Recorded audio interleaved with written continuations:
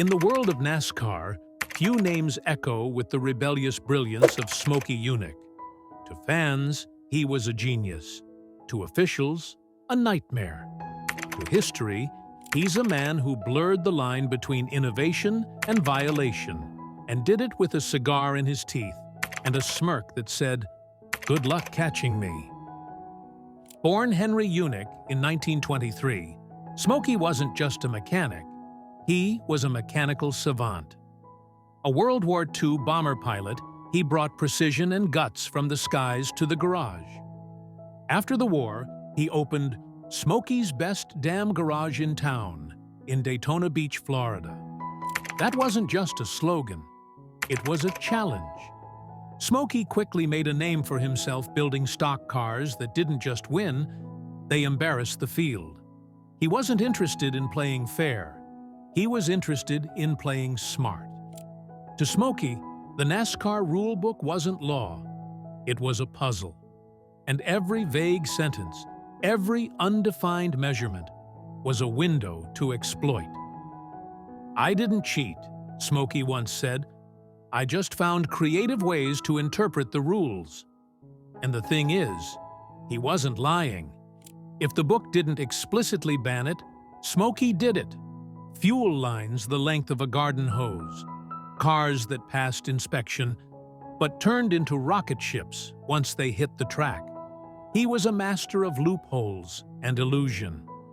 But Smokey wasn't just gaming the system for fun, he was pushing the sport forward. Many of the techniques he pioneered were eventually adopted by NASCAR teams, after being banned for years. Cooling systems, aerodynamic body tweaks, engine placement tricks. He saw what others wouldn't even think to look for. And while most builders feared officials, Smokey thrived in confrontation. He dared inspectors to find his tricks. He called out their ignorance publicly. And when they did catch him, he'd drive the car out of the garage, without a fuel tank, just to prove a point. This wasn't just a mechanic. Smokey Yunick was a one-man revolution. And over the next 9 tricks, we'll show you exactly how he outsmarted NASCAR and became the outlaw king of racing. This is the story that defines Smokey Yunick's legacy, the moment he turned a rulebook loophole into NASCAR folklore. It happened in the 1960s, and it started with a simple truth. In racing, fuel equals power and strategy. More gas means fewer pit stops. Fewer stops mean more laps in the lead. And Smokey found a way to make that happen without breaking a single written rule. At the time, NASCAR had a strict limit on how much fuel a car's gas tank could carry: 22 gallons. So, Smokey didn't mess with the tank. He simply extended the fuel line. While most cars had a few feet of hose running from the tank to the engine, Smokey coiled 11 feet of 2-inch-wide fuel line through the car's frame. It held over 2 extra gallons of fuel, hidden in plain sight. This meant his car technically had a 22-gallon tank, but in reality, it carried nearly 24 gallons. During a race, that tiny advantage meant staying out longer, gaining positions, and, most importantly, winning. When NASCAR inspectors caught on, they were furious. They pulled the gas tank out of the car, slapped it on the ground, and declared the car illegal. Smokey stood nearby, grinning. Then, in a moment of pure swagger, he jumped into the car, now without a gas tank, and fired it up. The engine roared to life, and with a puff of exhaust, he drove the car out of the inspection area. Without a tank, remember, just on the fuel still left in the line. That single act wasn't just bold, it was defiant genius. It exposed how sloppy NASCAR's rules were and how far ahead Smokey was thinking. After that, NASCAR rewrote the rulebook to limit fuel line volume, line length, and even placement. All thanks to one man who played chess while everyone else played checkers. But Smokey was just getting started. By the mid-1960s, Smokey Yunick's reputation was notorious and well-earned. NASCAR inspectors had begun to scrutinize every inch of his cars, but Smokey wasn't just one step ahead. He was 5, and nowhere was that clearer than in the case of the legendary 7/8 scale Chevelle. The 1967 Chevrolet Chevelle was a fan favorite, and Smokey saw potential, but also a challenge. The car, in stock form, was a little too boxy, a little too heavy, and not quite aerodynamic enough for what he envisioned. So he decided to shrink it. Subtly, carefully, just enough to matter. He rebuilt the car slightly smaller than regulation, about 7/8 the size of a stock Chevelle. Not enough to be noticed casually, just enough to cheat the wind and hug the corners better. Every panel was hand-fabricated, every angle adjusted, every curve reshaped to make it look stock, but move like something out of science fiction. When Smokey rolled it into inspection, it passed. Officials measured from bumper to bumper, but not every cross-section. They didn't measure width or wheelbase from enough reference points. Smokey had anticipated their laziness, and he'd built the car to exploit exactly that. Once on the track, the Chevelle flew. It had better speed, less drag, and tighter handling. Rivals couldn't believe what they were seeing. The car didn't just win, it embarrassed the competition. When NASCAR finally caught on, they couldn't prove it. The car had passed all their checks. Smokey just smiled and said, "I didn't cheat. They just didn't measure it right." The Chevelle became the stuff of legend, and NASCAR again rewrote the rulebook. Smokey's message was clear. If the rulebook doesn't say you can't, then by all means, you can. Fuel. Again. But this time, Smokey didn't bother with lines or tanks. He looked at the structure of the car and asked the question no one else dared to. What if I filled the roll cage with gas? In most stock cars, the roll cage is a system of thick metal tubes designed to protect the driver in a crash. They're hollow, normally empty, but Smokey saw an opportunity, another place to store unregulated fuel. He welded the tubing airtight, fitted a hidden inlet, and filled the roll cage with gasoline. The result? A secret auxiliary fuel system that couldn't be seen, couldn't be measured, because no one even thought to look there.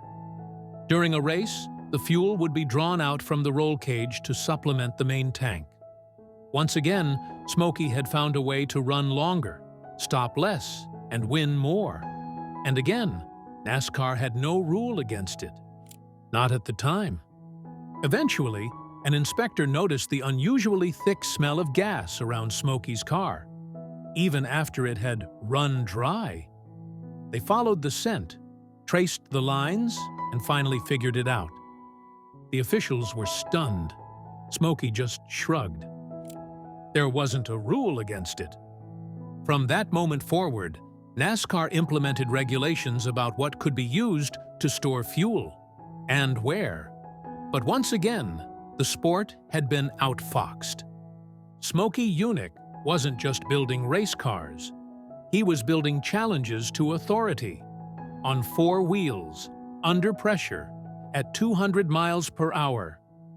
And the rule book? It was just his playground. By now, Smokey Yunick had built a reputation not just as a mechanic, but as a master illusionist with a wrench. If a car looked legal from the outside, most inspectors gave it the green light. Smokey counted on that. And in one of his most cunning stunts, he exploited an idea that would give him a huge advantage: body offsetting. The concept was simple. Shift the entire body of the car slightly to the left on the chassis. Why? Because most NASCAR tracks at the time were oval and left-turn dominant. A car that was weighted and angled left could corner faster, stay planted, and reduce tire wear on those endless left-hand turns. So Smokey did just that. He mounted the body off-center, but subtly enough that it wouldn't be noticed without precise measurement. To the eye, the car looked normal. From the side, it appeared balanced. But in motion, it stuck to the low line like glue.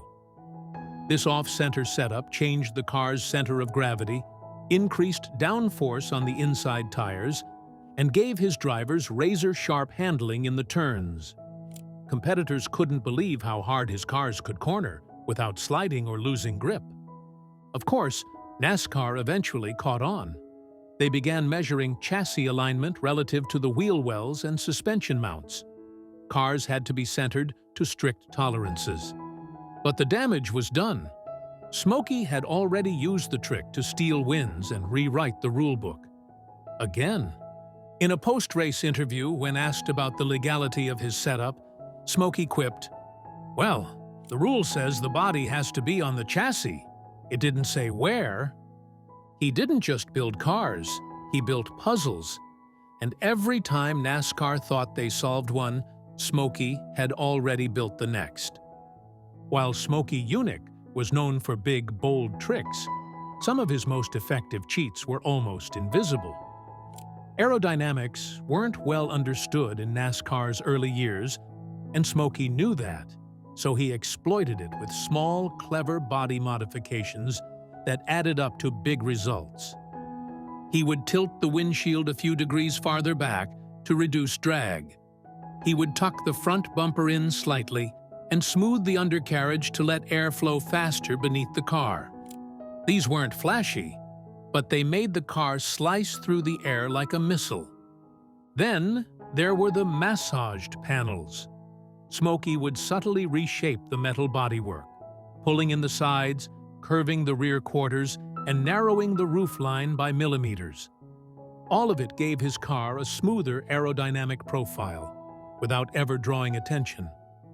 These weren't violations of written rules. They were violations of expectations. Inspectors didn't bring wind tunnels. They brought tape measures. And Smokey knew how to beat both. At Daytona, one of his cars clocked top speeds nearly 5 miles per hour faster than the rest of the field. No one could figure out why until years later, when engineers finally understood what Smokey had done. He also added kick-ups, tiny bends in the rear fenders that worked like rudimentary spoilers. NASCAR had no concept of this in the 1960s. Smokey did. He was years ahead. Eventually, NASCAR created a template-based body inspection process to standardize car shapes. But only after Smokey had embarrassed them with science, they didn't yet grasp. He wasn't just breaking the rules. He was writing the future. Among all of Smokey Yunick's mechanical marvels, this one borders on science fiction, the so-called vapor carburetion system. In theory, it was a way to vaporize gasoline before it entered the engine, allowing for more efficient combustion, better mileage, and higher performance with less fuel. Most internal combustion engines burn liquid fuel. Smokey wanted to burn vapor, a fine mist, perfectly atomized and distributed. The result? More power, less waste, and a dramatic drop in fuel consumption. In the 1970s, during the height of the fuel crisis, Smokey reportedly installed this vapor carb system on a Pontiac Fiero prototype. According to witnesses, the car achieved over 50 miles per gallon, unheard of at the time. The system used heat from the engine to convert liquid fuel into vapor, which then entered a modified intake system. Smokey's claim? The car could drive from Daytona Beach to Detroit on a single tank. Naturally, the story drew skepticism. Big oil, big auto, government regulators. Everyone had a reason to discredit him. The system was never commercialized, and Smokey, frustrated with the politics, eventually walked away from the project. NASCAR caught wind of his vaporization ideas earlier in his racing career and quickly banned any such system from competition. But they never explained why. Today, The vapor carb system is legendary, not just as a racing hack, but as a possible key to the future that was buried before it had a chance to change the world. Some call it a myth. Others say Smokey simply invented too fast and scared the wrong people. Either way, it was classic Smokey. One part genius, one part rebellion, and always ahead of the curve. By this point in his career, Smokey Yunick had already proven he could outsmart almost anyone in a garage. But when NASCAR began cracking down on fuel tank size and race distance, Smokey devised one of his boldest and most ridiculous tricks yet: a magnetic fuel pickup system designed to fool inspectors right under their noses. The problem? NASCAR officials were inspecting fuel tanks before races, making sure cars didn't carry more fuel than allowed. The solution? Smokey rigged a magnet-based system that would deactivate part of the fuel pickup line during inspection. But once the race started, and Smokey's crew removed the hidden magnet, the remaining fuel freely flowed back into the system. It gave the car several more laps of fuel, all completely off the books. Smokey's cars could now outlast the competition without an extra pit stop, often just enough of an edge to steal a win or grab the lead when it mattered most. When NASCAR caught on, they were furious. The magnetic trick wasn't technically illegal at the time, but it was dishonest. And more importantly, it was working. Officials had to revise inspection protocols and rewrite yet another rule just to stop Smokey's latest sleight of hand. The beauty of the magnetic pickup wasn't just in what it did. It was in how perfectly it aligned with Smokey's philosophy. If the rule book doesn't say you can't do it, you can. Smokey wasn't just racing cars.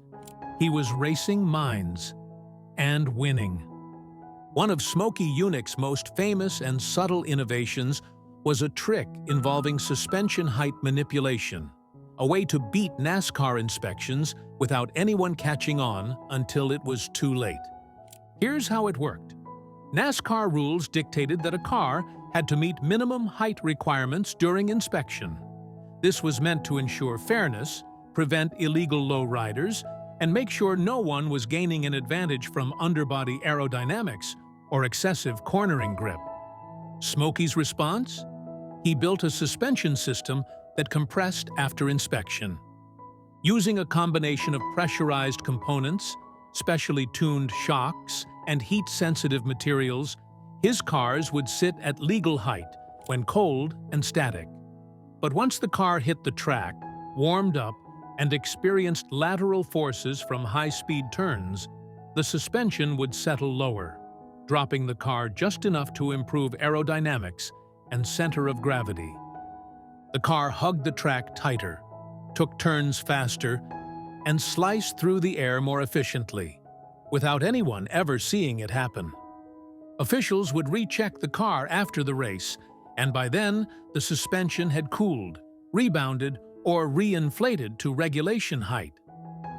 Smokey had created a disappearing ride height trick, one that fooled inspectors, confused competitors, and led to yet another rule rewrite. Later in life, when asked how he pulled it off, Smokey smiled and said, "Cars have feelings too. Mine just happened to feel taller when the heat wasn't on." The disappearing suspension wasn't just mechanical wizardry, it was psychological warfare. Smokey was winning races before the green flag ever dropped. If there was one thing Smokey Yunick hated more than rules, it was outdated thinking. And nowhere did he push boundaries harder than under the hood. One of his final, most ambitious projects? An engine so far ahead of its time that NASCAR didn't even have a rule against it, because they didn't know it was possible. Working closely with General Motors, Smokey developed a radical new engine design that featured variable-length intake runners, reverse flow cooling, and experimental valve timing. The engine promised higher power, better fuel efficiency, and greater temperature control. a trifecta no one else could touch. When he debuted the engine at a test session, officials were stunned. It didn't just outperform the competition, it embarrassed them. Rivals protested. NASCAR panicked. Not because Smokey broke a rule, but because he built something the rulebook had never imagined. Instead of approving the technology, NASCAR banned it outright. They called it unfair, even though it followed every written guideline. The real issue? It gave Smokey a lead no one else could catch. In interviews later, Smokey said, "I didn't cheat, I just read ahead in the textbook." This wasn't just another loophole.